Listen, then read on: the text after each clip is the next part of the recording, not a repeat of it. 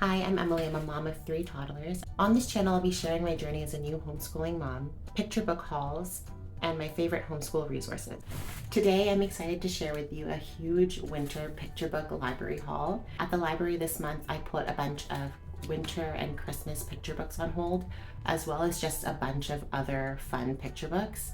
I probably went a little bit overboard. I've been having a lot of fun going through these books this month, and I just wanted to share all of them with you. Hopefully there are some books here that you would like to share with your children too, and that you can take out from your local library. I have my favorite Christmas and winter books that I picked up from the library this month. I actually ordered some other Christmas and winter books through Amazon and also through the book outlet, and so I would love to share those books with you as well, but these are the ones that I was able to find at my local library. I didn't have everything that I was looking for in terms of Advent resources, but I was still able to find some fun reads at the library. I have 8 books to share with you. I'm going to rank them in order, 8 to 1, with 1 being my favorite one at the end. Number 8 on this list is The 12 Days of Christmas by Greg Pizzoli, the classic 12 Days of Christmas song, and they have elephants who are being given all the presents, and some of the expressions of the elephants are just so funny. I really just sing this book to my kids and they enjoy it. They can sit through the whole thing and they have been enjoying the song. And the next book I have is Bears Awake, an alphabet story by Hannah E. Harrison. And this book is a fun way to also go through your alphabet and your letter sounds with your child. And it just has these beautiful illustrations of this bear who goes on a journey and meets a little girl. I just found that this was such a nice way to mix up learning our letter sound, because I do have some flashcards with vegetables on them that I do with him when I want to do our letter sounds. He can sometimes sit for that, but I think just incorporating letters throughout our day in other ways has been helpful for us. So having this story was a fun way to include a winter story with our alphabet and our letter sounds. The next book I have is If You Take a Mouse to the Movies by Laura Numerhoff. And this one is all about the mouse going to the movies and then all of the things that he wants to do around Christmas time. Of course, the mouse is always getting up into so many different things, as this mouse always does. If you are a fan of this series, definitely pick up this book at the library for you to share with your kids. If you are getting value out of this video and you are liking these book recommendations, please hit the like button to help give this video a boost, and also subscribe for more videos like this. The next on this list is a classic, The Snowy Day by Ezra Jack Keats. Oh, this beautiful, beautiful picture book. Yes, I did borrow this from the library, but I also ordered a copy for ourselves at home because I just think it is a wonderful story and a beautiful classic, and I just want to have it at home all the time and for next winter as well. Peter and his adventure on a day when he wakes up to so much snow and all of the things that he gets into. And I love this book. I love the illustrations. It's a classic for a reason. I believe it's on everybody's list whenever I look at winter books for kids. This book, they recently turned into a film on Amazon Prime, and it is adorable. If you have Amazon Prime, definitely put it on your watch list for this season with your children. It is a beautiful, beautiful adaptation. Stays true to the classic style of this book and to the story of this book. However, they add in additional storyline to create a fuller experience, and the film is about 40 minutes long. It also has a star-studded cast who does the voiceovers. Lawrence Fishburne is the narrator. Angela Bassett is in it, as well as Regina King. And also Boyz II Men is featured in the film adaptation. So if that sounds interesting to you, definitely check out the Snowy Day film on Amazon Prime, but also pick up the Snowy Day book at your local library. Number 4 on this list is A Story for Small Bear by Alice B. McGinty and Richard Jones. My son has been asking for it more than I would necessarily reach for it, but he really, really enjoyed it. So I put it up higher on the list because of how often he asks for it. So it has some beautiful illustrations, and it's a very sweet story about a cub and her mama, and they're getting ready for hibernation and all the things that the little bear gets up to in the day leading up to hibernating in the evening when they arrive back to their cave together. I think this is also a good way to introduce that concept of what bears do in the wintertime. How do they prepare for hibernation? Number 3 is The Christmas Tale of Peter Rabbit. It's actually written by Emma Thompson. Oh, and this book, if you are a fan of Peter Rabbit, It's in that classic picture book style. This book definitely has some British humor. If you are a fan of that dry British humor, this book will make you laugh. They get up to a very interesting adventure. Peter and his cousin Benjamin Bunny, they are out to help their friend William the turkey. And I really, really enjoy this book. I'm thinking of getting this one for our personal collection.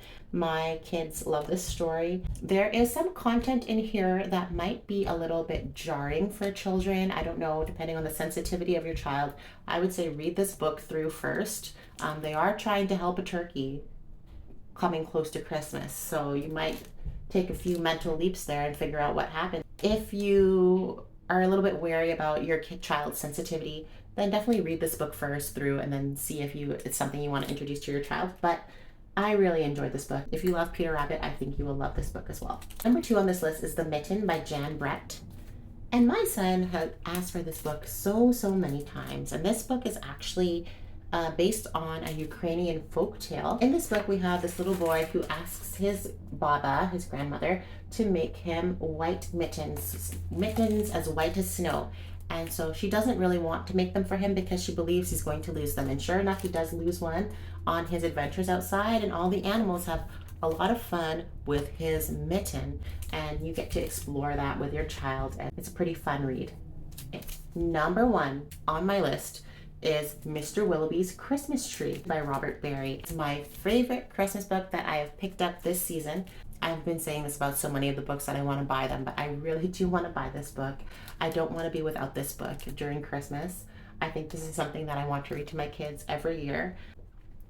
I think it's so well written. I think it's so clever. I love the story. I just love the story so much.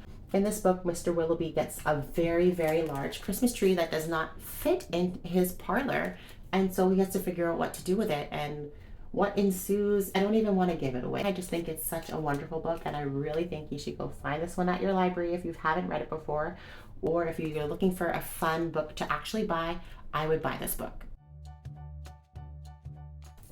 The first book we have is Go Go Stop by Charisse Merkel Harper. And in this book, you get introduced to 2 characters, Little Green and Little Red. And Little Green says go and Little Red says stop. And they're trying to work together on the construction site to help the vehicles get to work and accomplish their jobs.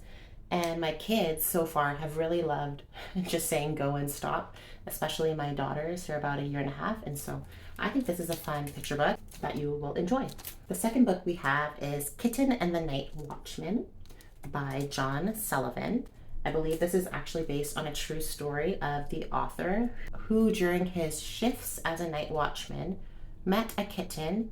It also has some fun illustrations because it's set at night. You get some beautiful sunset imagery. You just get to see this man make a relationship with this little kitten in an unlikely place. Next, we have Every Color Soup by Jory Hurley. And this book actually takes you through the process of making a vegetable soup, and every page pretty much has one vegetable and the color that it is. And so I thought it was a really nice way to introduce color featuring items that we use every day in our kitchen. My son especially really loves cooking, and he loves to help in the kitchen, so this book was fun for him. When he was pointing out all the different vegetables, he was letting me know all the different colors that there are. And actually in the back of this book there is a recipe for the Every Color Soup. So if you are wanting to cook with your toddler, with your child, you have the opportunity to do that because you have the recipe included in the back of the book. And I, for one, really love books that come with recipes at the end of them. I think it's super fun. I've come across a few different books that have recipes in the back of them, and I just always enjoy finding them at the end. I think it's a nice little surprise, and it's something that you can actually do with your kid afterwards, which is always a bonus for me. The next book that we have is Circle Underberry by Carter Higgins. This book is a very different concept. It's almost like a book that teaches logic in a unique way. So for example, you have this page where it says circle over berry under orange over square. It's a unique book. It may not be my favorite book of this library book haul, but I still think it's an interesting read. The next book we have is If You Find a Leaf by Amy Sakuro. And this book is a really beautiful book. If you look at it, the leaves in the book actually look very realistic. The story is essentially about all the different ways you can use a leaf. You can use it like a boat, you can use it like a hat, and it's just really beautiful, the illustrations. I know that we are still currently in fall. We'll head into winter very soon. I know I'm already in Christmas and winter mode, but I thought this was a nice book to include to wrap up the end of autumn, and I definitely will be picking this book up again next fall, starting in the beginning of the fall. So when the leaves are actually starting to change color and fall off the trees, then we can have this book to enjoy together as a family. This next book is called What Happened to You by James Catchpole. And essentially in this book, we have a little boy who has one leg, and he's at the playground playing by himself, and then other kids start to come to the playground. And as children do, they notice that he has one leg, and so they ask him about what happened to his leg. And the little boy, he doesn't really want to answer the question, obviously, because he's received this question so many times in his life, and sometimes you just don't want to talk about it. And so the story sort of explores that concept of how you're not owed an answer to somebody's life. The kids eventually accept that, and they enjoy playing together without having to know the answer of what truly happened to his leg. And I thought that was actually a meaningful concept to explore, because often I think we can feel like we're owed parts of somebody's story, but in this situation, these kids they're meeting for the first time. They have no other context for each other, and so it may not be appropriate. It shouldn't be something that we expect a stranger to tell us what happened to them. It could be a very personal thing. So I think that's a good thing for children to know. And if you want to explore this concept, you can pick this book up at your local library. The next book I have is Circle Round by Anne Sibley O'Brien. And this book is a counting book. So in each page you see different circles introduced. They might be like hula hoops or balls or bikes. And in it, the different children come together to play together at the park. They essentially welcome each new person to join the larger circle as it expands. The illustrations are just really beautiful. It's illustrated by Hannah Cha, and I do enjoy this book, especially if you are learning how to count and also how to distinguish shapes with your child. It is a fun way to do that. There's 9 books in total, and I've ranked them from number 9 to number 1 in my opinion. So these are the books that I've read the most with my kids over the course of this past month, and these are the books that they've been asking for over and over again. These are also child approved. Here are the books. The first book we have is Because by Mo Williams. And this is such a fun book. It explores the idea of what goes into creating an orchestra, and it's so fun because the way that it explains the story of how the orchestra comes together, it essentially shows the interconnectedness, because there was Beethoven inspired France, and France inspired all these musicians who wanted to create an orchestra because they loved his music, because they practiced for a long time and became very skilled at their instruments, and they were asked to play in the orchestra. And it just is such a wonderful book, especially if you love music or your child loves music, to explore how the orchestra comes together. And in the end, there's a little girl who is inspired by being at the orchestra, and you see her story progress as well. So I think this is a really beautiful book. My son really enjoyed it and did ask for this several times. He also really does love music, and I think that he will grow up to want to either play an instrument or sing. He's just showing that interest already, and so exposing him to this idea of an orchestra expanded his idea of what is possible with music. And so I would say if you are interested in music in any way, that to pick up this book from the library. The next fun picture book we have is Llama Llama Home with Mama, part of the Llama series. This is the first Llama book that we've read, and I did really enjoy it. I like how sweet and silly it is. This story is also particularly great for this season when it's like fall, winter, and every little kid I know is sick. Whenever we're trying to set up play dates or for us to go anywhere, we're like, oh yeah, so and so sick, but they just have sniffles. Like, can we still come? Is it okay? You know, this is just a cute book. Just seeing like him and his relationship with his mom, and of course, Mama starts to feel a little bit off throughout the day, and it just has a sweet ending too. I just like the relationship that Llama has with his mama, and yeah, it just warms my heart. So if you would like to read this book, you can definitely pick it up. The next book I have is My Papi Has a Motorcycle by Isabel Quintero, and this book I really enjoyed. This book is about a little girl and her Papi, and there's the relationship and how her Papi takes her on his motorcycle after work, and they ride around their community in Corona, California, and it explores a little bit about the history and story of the Latino population there. I think it's a great read. In it, you will also be able to explore some Spanish vocabulary. I think this is a must read. I think this is something that you should definitely check with your library if they have this available. The next book I have is Listen by Gabby Snyder.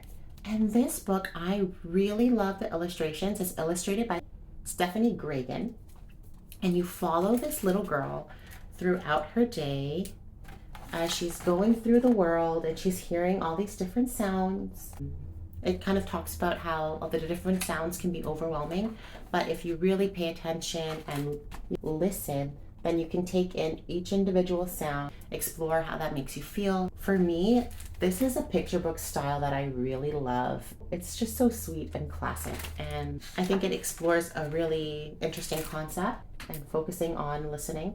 And my kids really enjoyed it. So in the beginning of the book, it asks you to close your eyes and listen. And if my daughters here are about 1.5, they'll close their eyes and they'll listen, waiting for the sound. And I think that's just super sweet. So if you have a chance, definitely listen to your next library book haul.